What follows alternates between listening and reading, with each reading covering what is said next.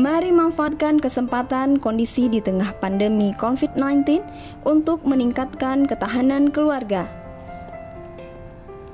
Berkumpul, berinteraksi, berdaya, dan berbagi bersama keluarga di rumah, serta menerapkan 8 fungsi keluarga, yaitu fungsi agama, cinta kasih, perlindungan, ekonomi, pendidikan, reproduksi, sosial budaya, dan lingkungan.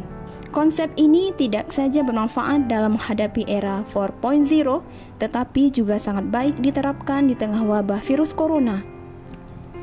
Pemerintah menganjurkan kepada kita semua untuk di rumah saja, memakai masker saat di luar rumah, menjauhi keramaian, tidak bersalaman, tidak menyentuh wajah dan hidung saat tangan kotor, dan membiasakan diri untuk mencuci tangan menggunakan sabun dengan air yang mengalir.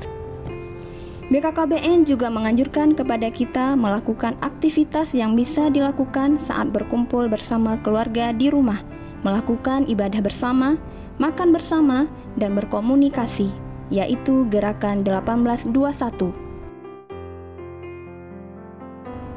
Gerakan 1821 adalah himbauan bagi orang tua untuk menyimpan semua gadget dan alat elektronik mulai dari pukul 18 hingga 21 waktu setempat.